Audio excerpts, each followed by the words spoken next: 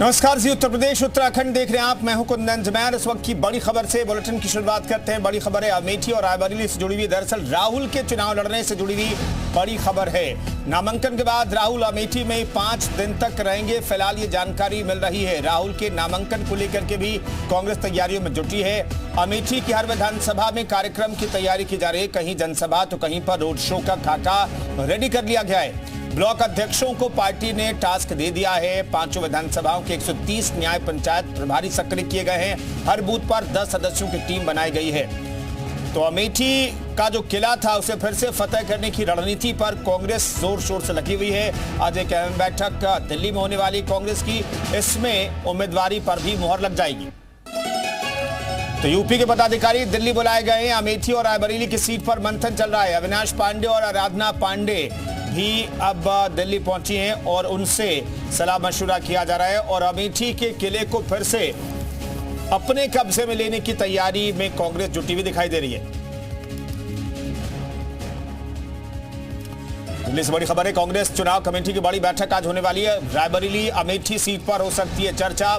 राहुल के अमेठी से चुनाव लड़ने पर मुहर लगना बाकी है सिर्फ। हालांकि कहा जा रहा है कि तैयारियां शुरू कर दी गई हैं, रणनीति बना ली गई है, सिर्फ आधिकारिक मुहर लगना बाकी है। रायबरेली से उतर सकती है प्रियंका गांधी, लगभग ये तय माना जा रहा है। दोनों सीटों पर मंथन आज बैठक में किया जा सकता है। तो कांग्रेस चुनाव समिति की बैठक आज होने वाली है दिल्ली में, महत्वपूर्ण बैठक। रायबरेली और अमेठी को लेकर के इस बैठक में फैसला हो सकता है।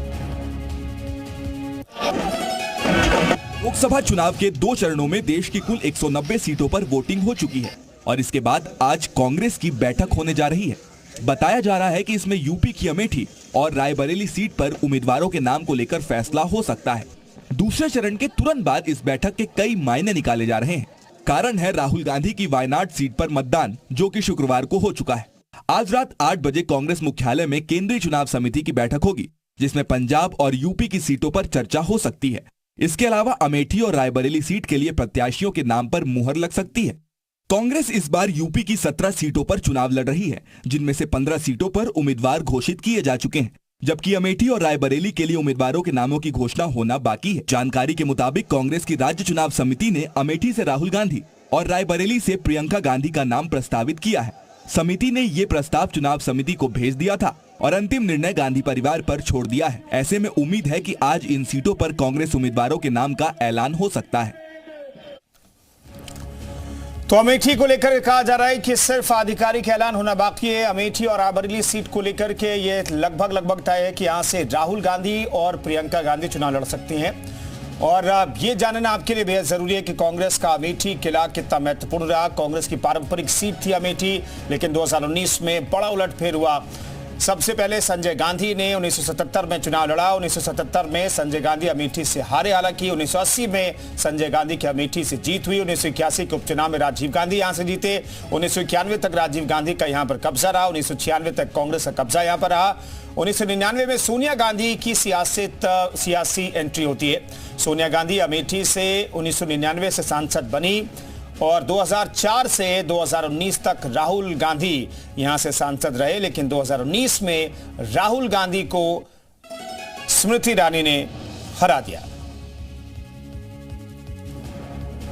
तो 1999 में सोनिया गांधी की एंट्री हुई। सोनिया गांधी अमेठी से 1999 में सांसद चुनी गई और 2004 से वो शिफ्ट हो गई रायबरेली और यहां से राहुल गांधी 2019 तक चुनाव जीतते रहे। लेकिन 2019 में मोदी लहर में वो चुनाव हार गए।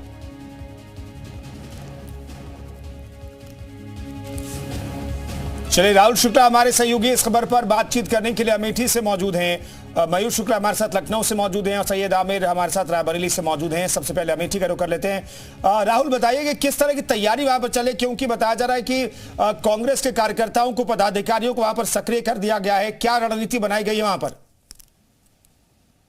विश्वसनीय सूत्रों के माध्यम से, लोगों के माध्यम से जब से सूचना है कि अमेठी से राहुल गांधी चुनाव लड़ेंगे, उसके बाद से अमेठी की चाहे कांग्रेस कार्यालय की बात की जाए या फिर यहाँ के कार्यकर्ताओं की बात की जाए, कांग्रेस के कार्यालय का रंगरोगन शुरू हो गया है। वहीं पर जो कार्यकर्ता है उसके बाद सेवा दल के लोगों को लगा दिया गया है, अलग अलग बूथ बना दिए गए हैं, बूथ अध्यक्ष बना दिए गए हैं, और जो नई टीम गठित की गई है उसके आधार पर हर अध्यक्ष को एक नई जिम्मेदारी दी गई है।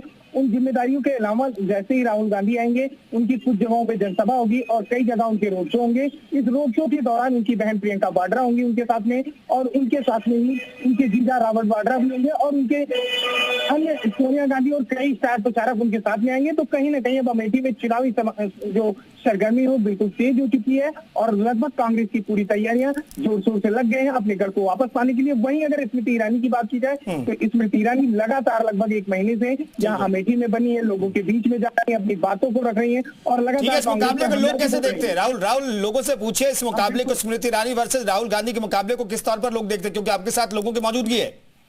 बिल्कुल, हमारे साथ अमेठी के मतदाता हैं, इनसे जानने का प्रयास करेंगे कैसे देख रहे हैं इसको। सर, राहुल आ रहे हैं और ऐसे में स्मृति ईरानी भी मैदान में, कैसे देख रहे हैं आप लोग इसको?